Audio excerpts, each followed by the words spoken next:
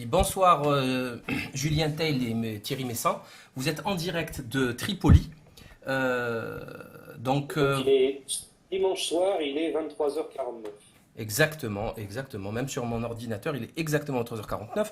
Je suis sur un genre de mise à jour de l'actu sur Europe 1. Alors on nous dit que Tripoli va tomber, est tombé, Kadhafi est prêt à négocier, que Saif el-Islam, son fils, a été capturé. Qu'est-ce qui se passe exactement, nous qui ne croyons pas aux médias mainstream corrompus de l'Hexagone et voire de l'Europe, hein, de l'Occident en général, qu'est-ce qu'il en est exactement de votre côté? Qu'est-ce que vous avez vu? Qu'est-ce que vous avez observé? Alors en fait, Moussa Ibrahim, le porte-parole du gouvernement, vient de faire une conférence de presse avec tous les journalistes en bas, expliquant d'une part la position de la Libye qui est la même depuis le début, c'est-à-dire de vouloir suivre la feuille de route de l'Union africaine, de vouloir aboutir à un cessez-le-feu et surtout à une pacification de la situation, puisque depuis midi aujourd'hui jusqu'à 23h15, donc il était 23h15 lorsqu'il a fait cette conférence de presse, il y a eu à peu près, même plus, de 1300 morts rien qu'à Tripoli. Donc c'est une situation très grave et je pense que c'est une première dans l'histoire de la Libye avec un tel bain de sang, sinon ce qu'avaient fait les Italiens au début du siècle dernier. Voilà, je te passe la parole Thierry. Il faut comprendre la situation là. La ville de Tripoli est attaquée par l'OTAN. Donc l'OTAN arrive avec une artillerie considérable. Bon, ils bombardent la ville, mais ils utilisent des hélicoptères de combat qui viennent dans les rues de mitrailler les gens. Donc c'est ça qui provoque ce taux de mortalité très élevé. Ensuite, l'OTAN ouvre la voie à ce que l'on appelle des rebelles, qui sont en réalité pour la plupart des combattants étrangers, connus jusqu'à présent avec l'étiquette d'Al-Qaïda. Mais il y en a qui viennent de tout un tas de pays différents. Donc ils s'engouffrent dans la voie qui est ouverte par les hélicoptères de l'OTAN et ils pillent et massacrent ce qu'ils trouvent. Bon. Il y a, se joignant à cela, certainement des cellules dormantes qui étaient dans Tripoli qui se sont réveillées. En fait, tout a commencé hier, samedi, à 20h, au moment de l'iftar, la prière de rupture du jeûne.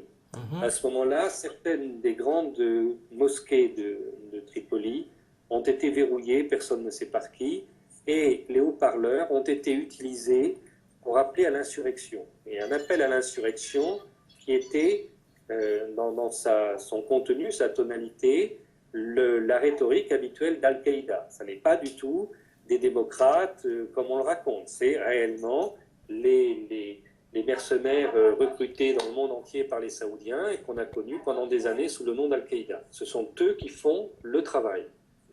Okay. Et l'OTAN vient comme force militaire, parce qu'évidemment ces gens-là ne pourraient pas tout seuls avoir un succès militaire.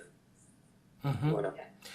On parle, je vois que je suis toujours sur le timeline là en direct. On dit que la garde rapprochée de Kadhafi a abandonné. Est-ce que c'est confirmé ça? Non, c'est complètement faux et non, on peut vous le dire avec une certitude absolue puisque dans l'après-midi, en fin d'après-midi, un convoi officiel qui comprenait un grand nombre de personnalités a été attaqué et ce convoi s'est réfugié dans l'hôtel où nous nous trouvons. Alors pourquoi il s'est réfugié là? Parce que c'est là que se trouve la presse internationale et donc ils savent que cet hôtel ne sera pas bombardé. Exactement. Donc l'hôtel dans lequel nous nous trouvons est actuellement totalement encerclé. Il y a eu des combats très très durs pendant 2 heures là, en début de soirée. Maintenant, c'est plus calme. Chacun campant sur ses positions. Alors, la chaîne Al Jazeera a annoncé que tout à l'heure l'hôtel est tombé. C'est complètement faux. On vous parle depuis cet hôtel. Et ils ont annoncé qu'on avait arrêté Saif al-Islam dans l'hôtel. C'est impossible. Il n'a pas pu être arrêté. Nous sommes là pour en témoigner. Donc, et puis, il y a d'autres responsables de très haut niveau qui se trouvent dans cet hôtel. Tout à l'heure, Abdallah Senoussi, le chef du renseignement intérieur qui a été mis en cause par le tribunal pénal international, a rencontré les journalistes pendant quelques minutes, et il y a d'autres personnalités encore qui se trouvent dans cet hôtel. Ok.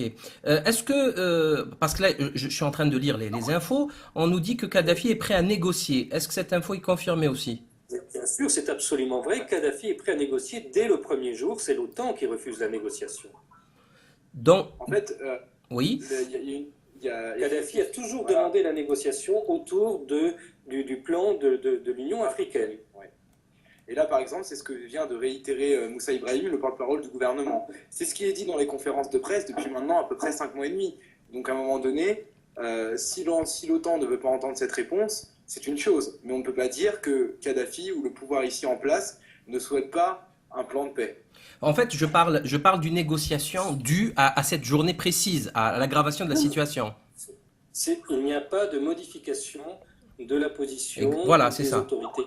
C'est Mais il ne ça. peut plus y en avoir, hein, parce qu'après un bain de sang comme ça, si vous voulez, aucun recul n'est psychologiquement possible. Alors, on a remarqué dans les médias occidentaux qu'il y avait une expression qui revenait très très souvent, c'était la foule en liesse avec les rebelles.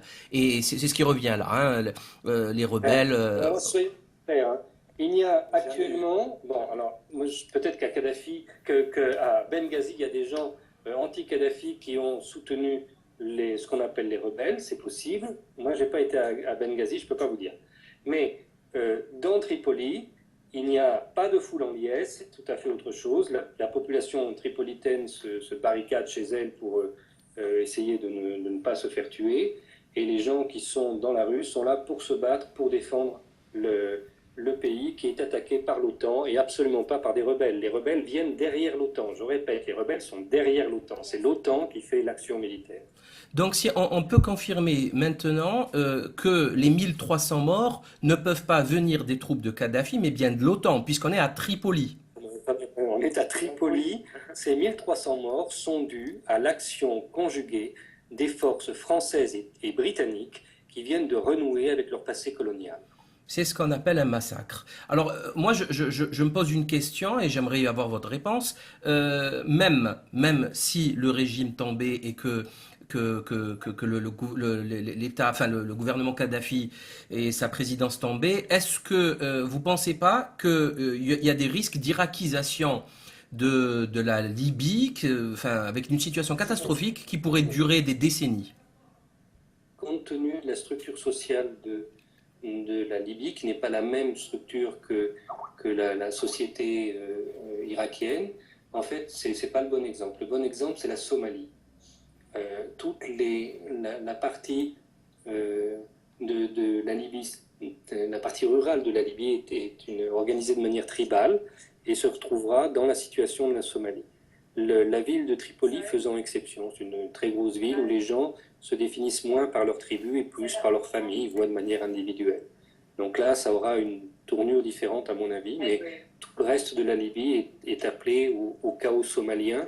Ceci à 1h30 de l'Italie et de la France. Donc les conséquences pour la sécurité en Italie et en France seront considérables dans la décennie à venir.